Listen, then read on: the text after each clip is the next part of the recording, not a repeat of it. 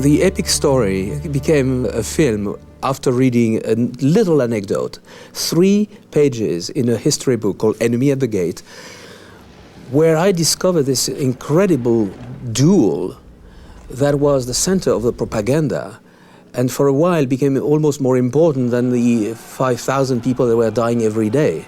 What a fascinating thing, you know, to realize that all the eyes of almost the world were concentrating on 2 people.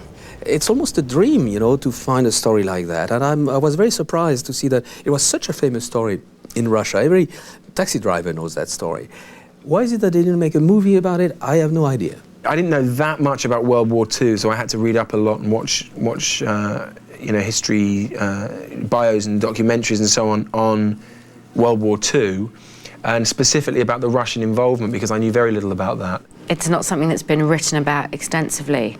I think, you know, after the war, the Russians weren't that happy about making heroines out of these soldiers and snipers, so I think a lot of the stories about them got lost or hidden or denied. I did come across a lot of material on the female contribution into the war effort, and right across Russia, male, female, young and old, everyone was brought in to defend Mother Russia. We watched a lot of documentary footage, reportage. I personally found photographs the most useful. There were a lot of photos from the time of women in the trenches. There's one that really stays with me of a woman who's, you know, in a very dirty old uniform, sleeping on her rifle in a trench. And there's just something about her expression which really fed my imagination. It was important too to study snipering, and I worked on that quite extensively for a couple of months before and during. I mean, we had advisors on set all the time who would help us. If I had to kind of come into a certain scenario, they'd help me or advise me on what would be the most accurate way to come in and how to camouflage oneself and what to use and then how to get out and so on and so forth.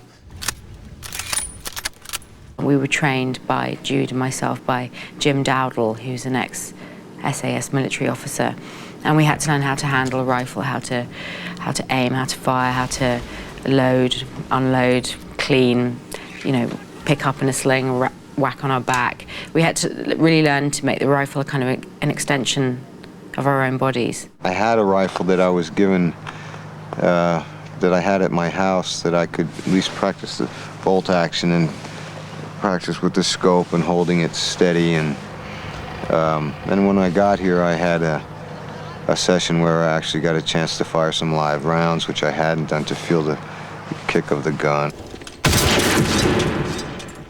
Basically, the core of the story is a duel of eyes.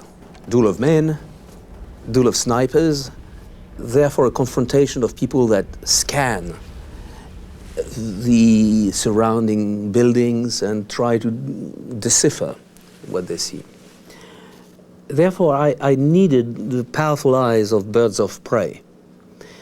And I must say that the first person that came that popped out and was like an obvious choice was Ed Harris. I had met Jean-Jacques before. I had read the script, and his commitment to the project and his excitement about it was, you know, obvious.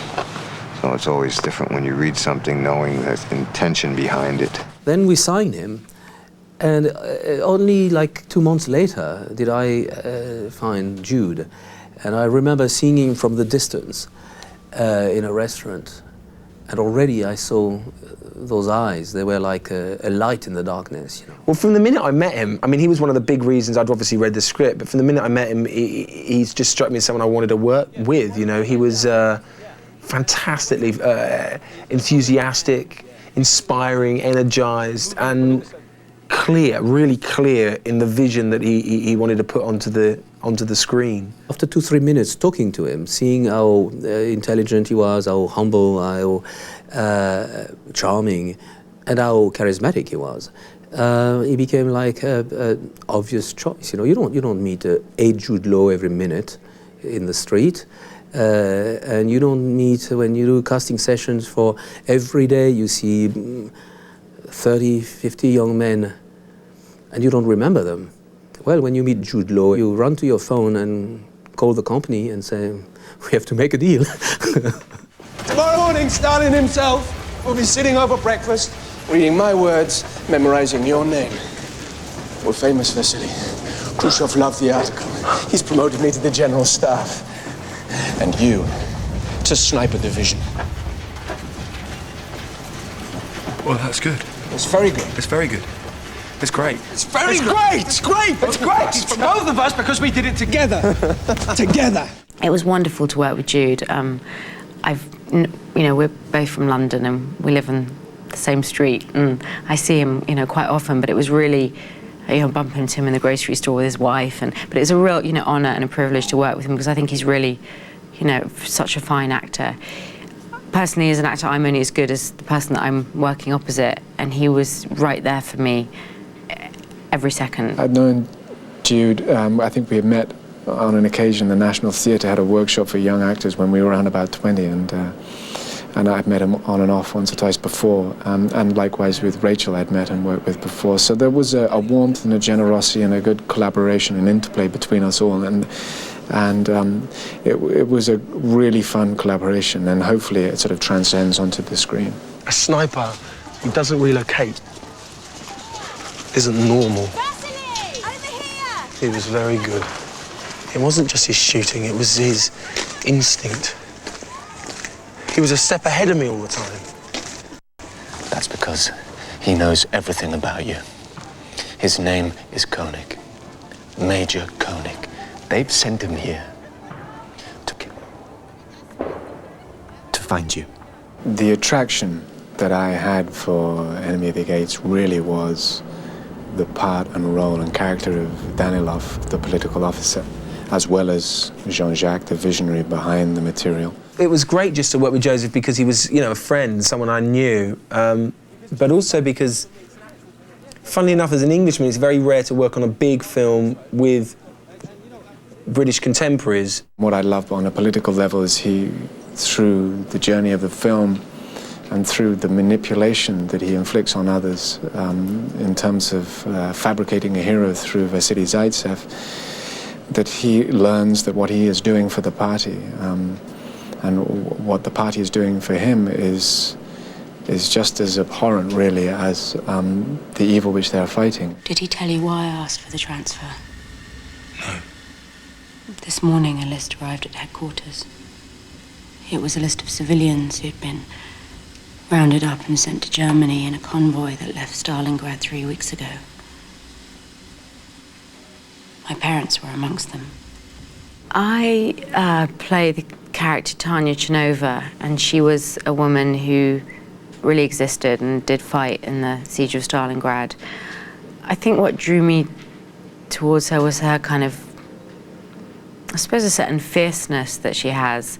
It was fun too because there we were, 1 week we would all be working together in these huge sort of setups with hundreds of other people and explosions going off and crawling through mire after mire, and then we'd also then get the chance to do very intimate, dramatic scenes. You're upset because Zaitsev is dead.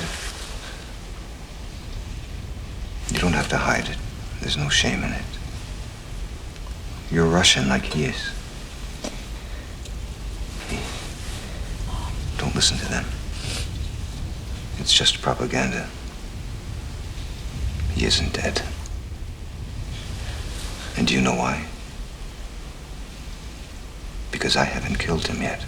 Jean-Jacques, I think, really, has always perceived the character more as a presence than anything.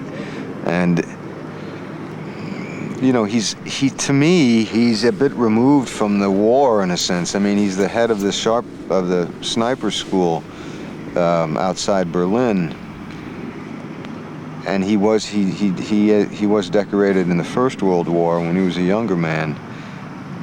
But my sense is that he's not a member of the Nazi Party, although he's in the Waffen, SS, the unit that he's in. But he's a bit of an aristocrat, and he's not in the trenches, although he certainly knows that aspect of war. And he comes here on a mission to shoot one man, basically. Well, the only shame with that was that I only got to work with him for a couple of days, and we never actually had any dialogue, obviously, together, which would have been the completion of, the chance of working with him. But it was great just to watch him at work. My favorite scene, I think, is the meeting of Danilov and Vasily, and also the farewell between Danilov and Vasily at the very end, and only because they go through such extremes. I really love the scene where Jude and Joe are in the printing press, and Vasily's made the front page. I was obsessed from the beginning to try and get some Russian dancing in, and we nearly got the dancing in that scene, but that's why there's so much sort of humour, because I kept saying, right, I'm going to dance in this scene, and everyone was waiting, but I never quite did. We ended up fighting instead, I think. My favourite scene is the one that I feared the most, is probably the lovemaking scene. Well, they're always awkward, but I mean, that one, funnily enough, wasn't so awkward because there were so many other people around. I mean, it was odd doing a scene like that surrounded. I mean, obviously there are always people around on the set, but not actually in front of the camera like you. And it was kind of weird and funny because a lot of them really did fall asleep and were snoring and kind of, you know, shuffling and scratching and groaning, and it was kind of fun. We shot it the way it was written.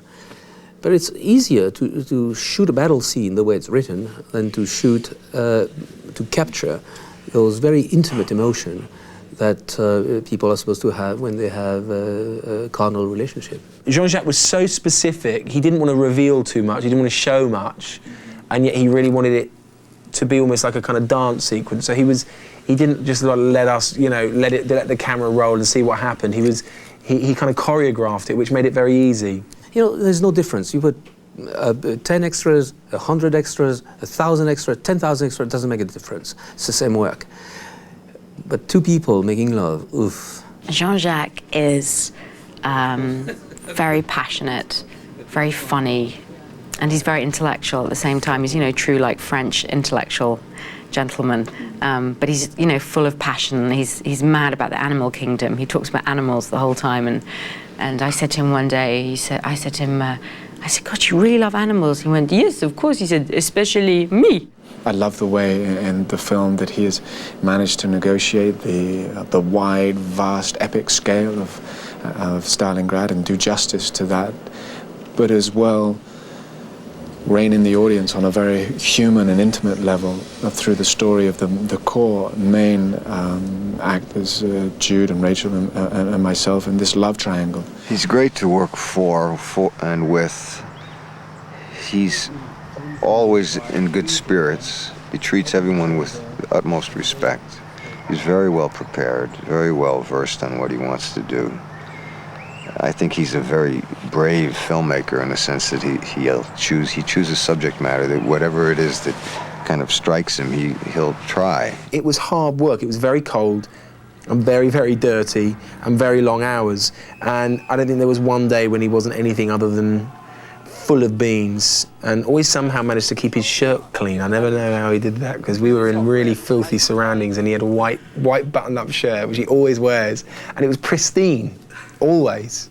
I remember shooting this movie with a lot of stamina, you know, like being really, really tired at the end of the day. You know, like after a day of skiing, you know, where you're exhausted, so you eat a lot, then you go to bed, boom, you sleep, and then you wake up, today it's not a big battle scene, it's a love-making scene. Okay, it's a different challenge, you know. And then the next day, you wake up and, well, you've got a train, it's going to have lots of explosions, so it's another kind of day. And then the next day, it's a day of close-up, and you know that you're going to dive towards the eyes of your actors.